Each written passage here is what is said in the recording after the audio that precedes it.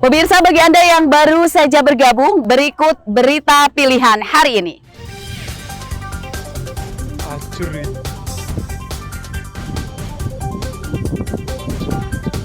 Penyerangan perusahaan perkebunan sawit di Besuji, massa merusak kantor hingga membakar traktor perusahaan.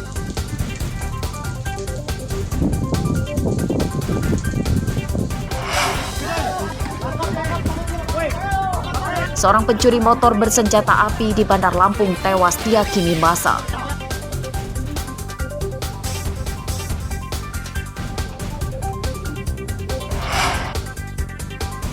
Kali ini kami ajak Anda melihat pembuatan kain tapis Pulau Pisang di Kabupaten Pesisir Barat yang juga terkenal dengan keindahan wisata pantainya.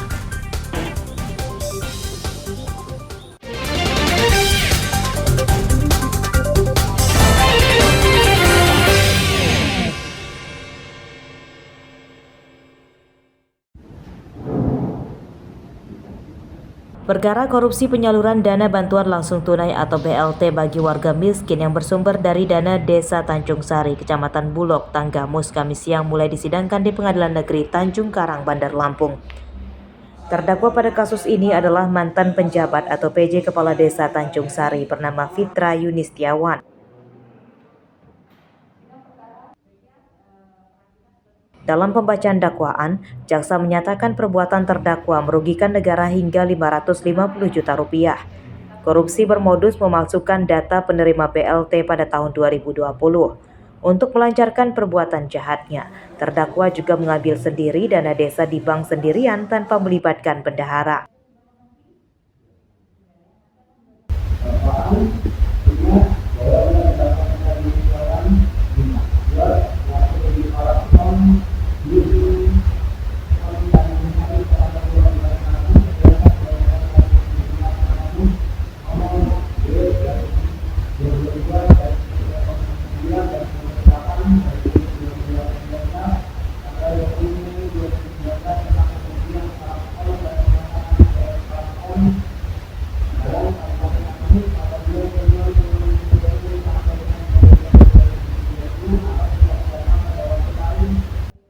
Korupsi penyaluran dana bantuan bagi warga miskin tersebut terungkap dari hasil audit Inspektorat Tanggamus yang kemudian kasusnya diserahkan ke pihak Kejaksaan Negeri. Pada kasus tersebut terdakwa dijerat Undang-Undang Nomor 20 Tahun 2001 tentang tindak pidana korupsi dengan ancaman minimal 4 tahun penjara dan maksimal 20 tahun penjara. Arsadi Saputra melaporkan dari Bandar Lampung.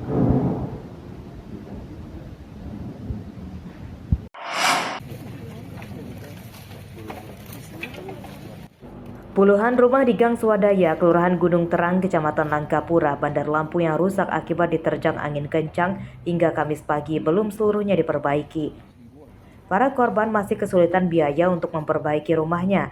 Banyak puing atap dan dinding pagar yang ambruk belum disingkirkan. Untuk meringankan beban para korban, pemerintah Kota Bandar Lampung menjanjikan akan membantu biaya perbaikan rumah. Besaran bantuan bervariasi mulai dari 5 juta hingga 30 juta rupiah per rumah yang disesuaikan dengan tingkat kerusakannya. Beraneka ragam variasi. Ada yang 30, ada yang 25, ada yang 20, ada yang 15, ada yang 10. Berapa anggaran? Total anggarannya insya Allah cukup lah. Berapa rumah belum? Ini kita sekarang kita lihat datang. Mbak tadi tanya sama Pak sama datanya. Angin kenceng. Apa yang ngerubuhin jadi ini? Yang kena apa jadi yang rusak ini? Itu kena puing sama ini. Genteng pecah semua. Pecah semua. Ya. Barang apa lagi yang rusak, Bu? Nggak ada kalau barang. Oh, ini genteng-genteng aja ya? Iya, sama paling lampu kecabut listrik. Nggak ada yang kena ini? Nggak, anak-anak alhamdulillah aman. Sementara itu, berdasarkan data Badan Penanggulangan Bencana Daerah atau BPBD Bandar Lampung, bencana angin kencang itu merusak 34 rumah yang tersebar di Kecamatan Langkapura, Teluk Betung Utara, dan Tanjung Senang. Lalu ada 60 pohon yang tumbang. Memang ada beberapa pohon tumbang kerusakan, rumah kerusakan, Jadi sesuai dengan laporan yang kita terima sampai dengan tadi malam jam 10 itu laporan pohon tumbang itu ada 60. Dan alhamdulillah udah kita selesaikan sampai semalam itu udah 53 lokasi yang udah kita selesaikan.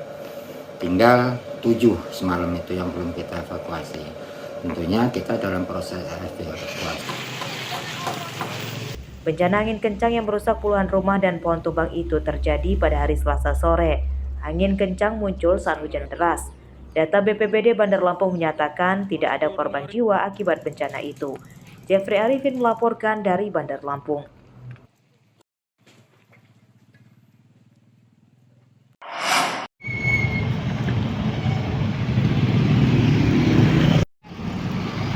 Musim hujan menyebabkan banyak jalan berlubang yang dapat membahayakan keselamatan warga, khususnya para pengendara motor.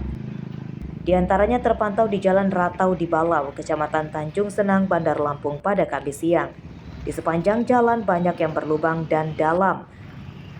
Kerusakan di jalan ini mulai dari jembatan layang atau flyover bypass Soekarno-Hatta hingga ke perempatan Jalan Poros Jatimulyo, Lampung Selatan.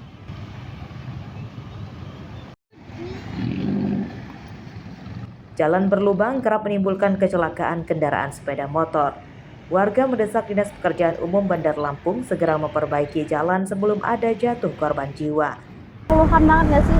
Wih banget mbak, mana lubangnya dalam-dalam kan, walaupun kecil pun dalam tuh membahayakan pengguna jalan.